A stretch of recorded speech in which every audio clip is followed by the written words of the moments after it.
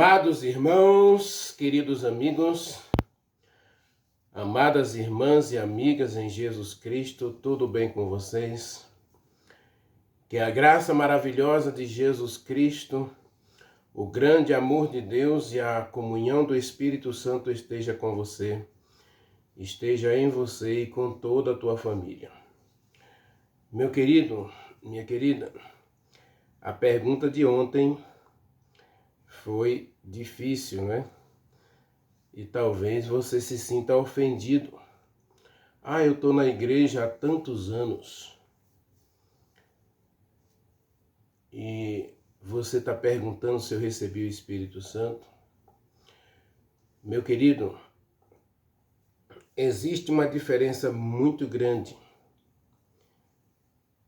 na nossa vida que muitas vezes a gente vai ignorando.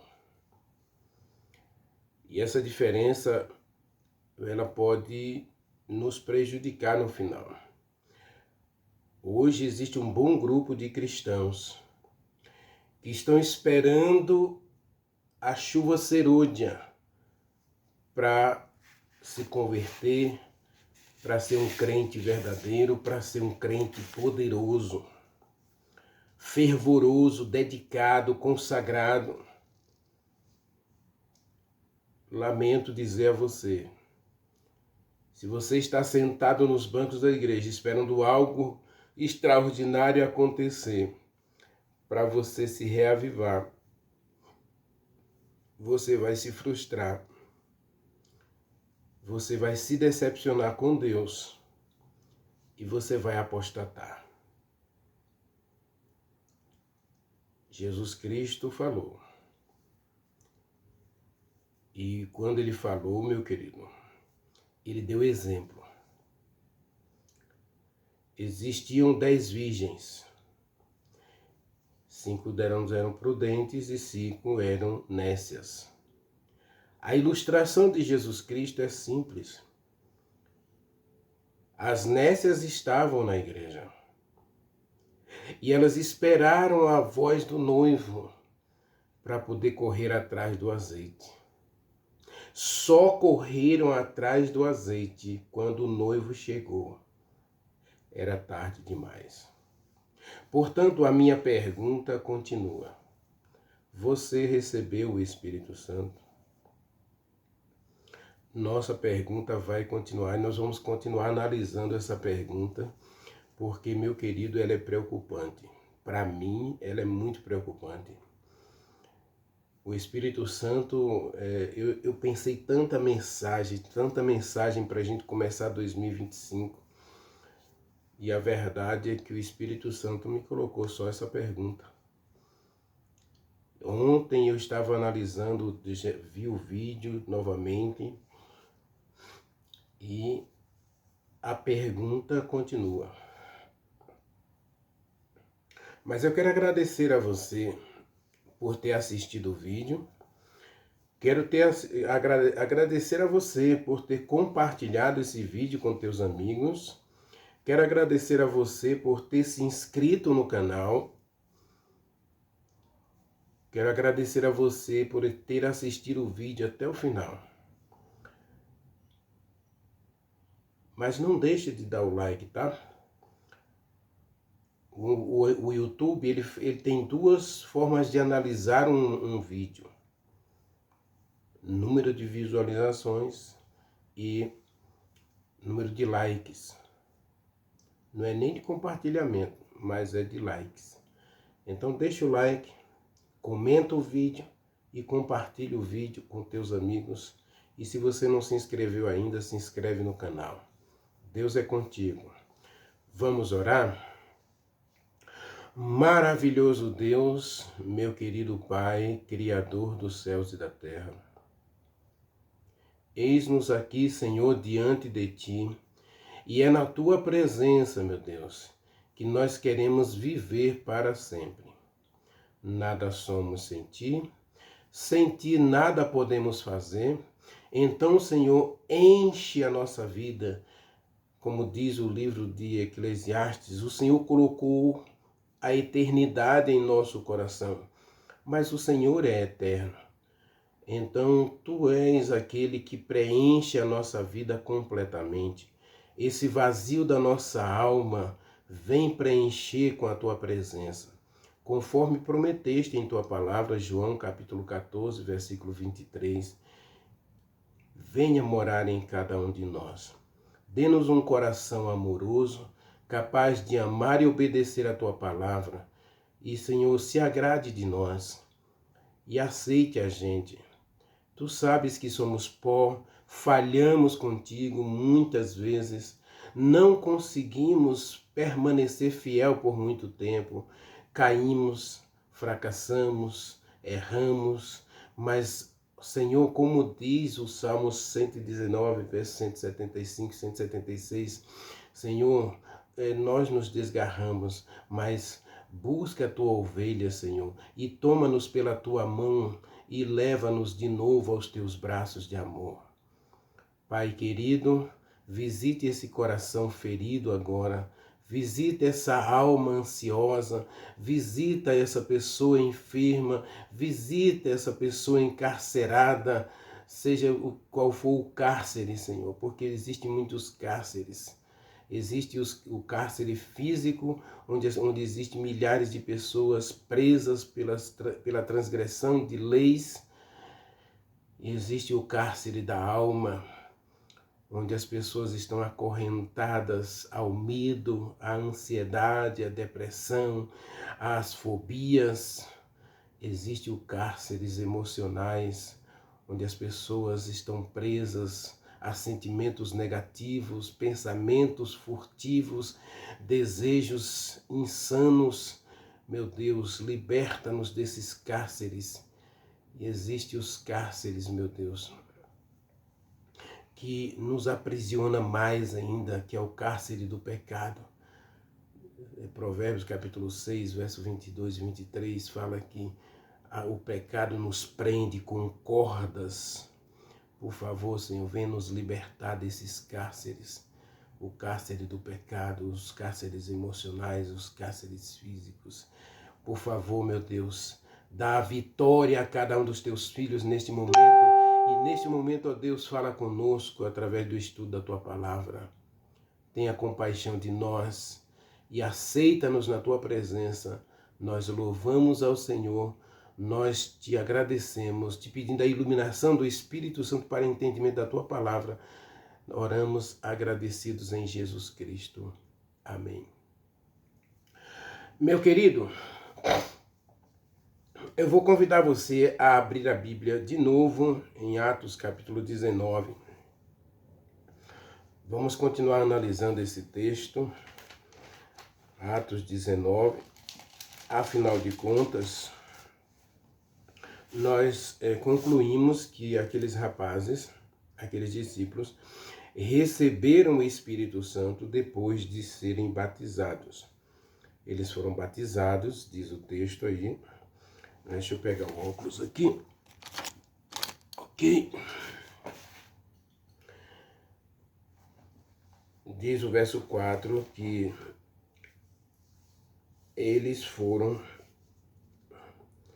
ensinados, né? Diz o verso 5, eles foram ensinados e batizados em nome de Jesus Cristo. E em seguida, Paulo colocou as mãos sobre eles, verso 6, impondo-lhes as mãos, veio sobre eles o Espírito Santo, e tanto falavam em novos idiomas, quanto profetizavam. E eram ao todo 12 homens. E por que eu voltei a esse texto? Porque terminei a mensagem de ontem falando que o resultado de receber o Espírito Santo na vida desses jovens foi pelo menos duplo, né? Houve duas coisas importantes que aconteceram na vida deles depois de receberem o Espírito Santo. A primeira coisa que aconteceu com eles foi o envolvimento, completo envolvimento no trabalho de Deus. Eles agora estavam profetizando. Não há uma referência a esses jovens antes do batismo de Paulo e antes do recebimento do Espírito Santo. Paulo diz que encontrou ali alguns discípulos. E a pergunta de Paulo foi: vocês receberam o Espírito Santo? E quando agora eles recebem o Espírito Santo, eles profetizam, eles falam novas línguas. A palavra profetizar aqui tem duplo sentido. Fazer profecias que ainda vão acontecer ou pregar a palavra. Pregar a palavra. E o cristão, eu disse na última mensagem, ele nasce no reino de Deus como missionário. Nós somos mensageiros. O ide de Jesus Cristo é para nós. Ide por todo o mundo e façam discípulos, batizando-os em nome do Pai, do Filho e do Espírito Santo, ensinando-os a guardar todas as coisas. Isso é profetizar. A palavra profetizar, por exemplo, Eliseu, você não vai encontrar em Eliseu muitas profecias de acontecimentos futuros. Vamos encontrar 2 ou 3. Ele vai profetizar para Jeú, que Jeú vai destruir a família de Acabe, vai reinar com mão de ferro sobre Israel do norte. Ele vai profetizar para Azael, dizer que Azael vai matar os filhos de Israel de forma horripilante. E ele vai profetizar para um rei, Acaz, se eu não estou enganado, é Acazias. E ele vai profetizar para Jeoacás, desculpa. Ele vai profetizar para Jeoacás que ele vai vencer a guerra contra os filisteus, contra os assírios, né? Ele vai vencer essa guerra durante 3 vezes. Então essas são as profecias de Eliseu. E no mais, Eliseu, o profeta Eliseu foi um bom professor, fundou várias escolas e ele era formador de discípulos. A função de Eliseu era formar discípulos. Se você observar o início da vida de Eliseu, segundo Reis, capítulo 2, ele vai receber uma porção dobrada do Espírito Santo que agia na vida de Elias, e Eliseu fez maravilhas, meu querido. Eliseu ressuscitou morto, os seus próprios ossos ressuscitaram o morto. Eliseu fez multiplicação de pães, igual a Jesus Cristo. Eliseu fez multiplicação do azeite da viúva. Eliseu curou lepra, que não teve nenhum outro profeta para curar lepra. Eliseu fez muitas coisas maravilhosas, fez machado flutuar. Eliseu fez 2 ursas atacarem 42 jovens que estavam mofando de Eliseu. Então, Eliseu fez muitas maravilhas. E você sabe por que ele fez isso? Vou mostrar para você por que Eliseu conseguiu fazer tudo isso. A questão é, tá? Olha aqui, vamos lá, a partir do versículo 9. Estando eles ali, passado o Jordão, Elias disse a Eliseu: peça-me o que você quiser, e isso será dado a você. Eliseu disse: eu peço a você que toque-me por herança a porção dobrada do Espírito Santo que age em você. Versículo 9. Tornou Elias a dizer: dura coisa você pediu. Todavia, se você me vir quando eu for tomado de você, será feito a você. Se você não vir, não será feito. E aí, a primeira coisa que Eliseu faz, depois que ele recebe essa porção, as águas de Jericó eram amargas. Eram águas que não serviam para nada, nem para plantar. Essas águas amargas é água insalubre. Ela é metade salgada e metade doce. Uma água imprestável. Aliás, nós temos que ter cuidado, porque pode ser que a minha vida, a sua vida, esteja nessa situação. Então a pergunta continua: vocês receberam o Espírito Santo? Aqueles 12 jovens, desculpem, receberam o Espírito Santo, e a primeira coisa que aconteceu na vida deles é que eles começaram a falar em novos idiomas. Isso significa, meu querido, que aqueles 12 jovens foram escolhidos por Deus agora para uma missão. Levar a mensagem da salvação, levar o evangelho para pessoas de outros países. Cada um deles, ou 6 duplas, né? Deus sempre trabalha com essa questão de dupla, então Deus envia de 2 em 2 para outros países.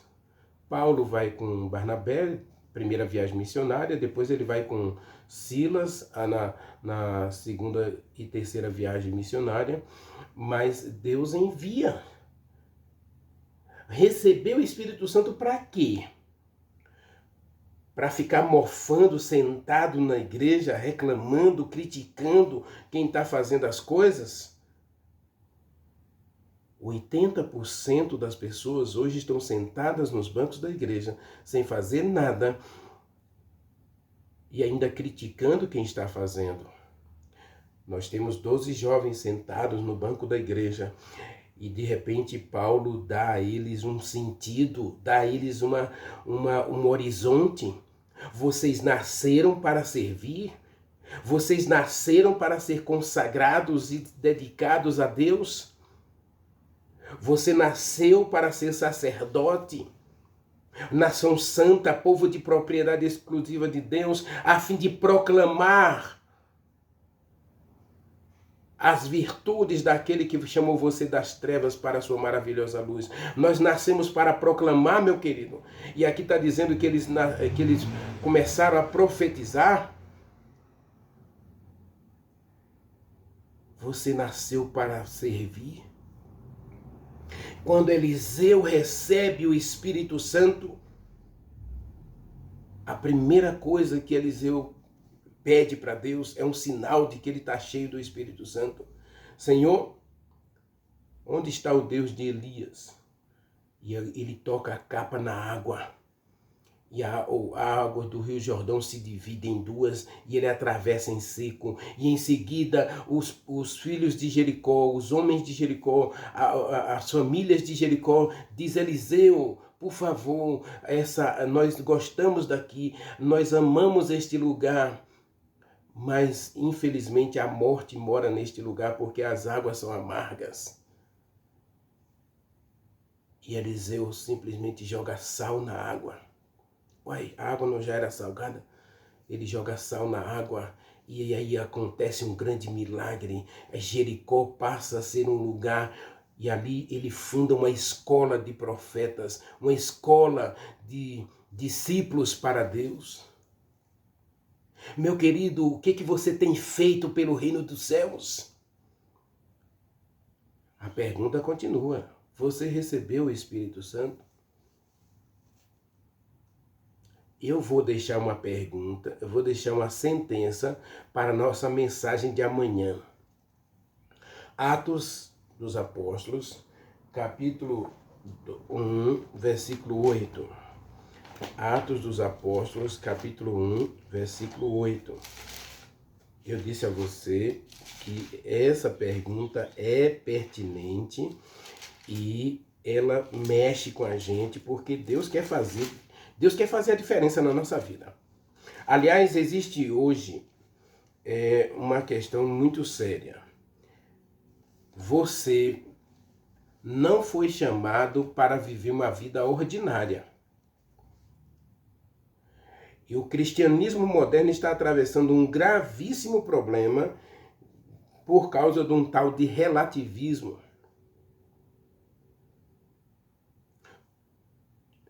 Por causa de um tal de materialismo e de um tal de conformismo.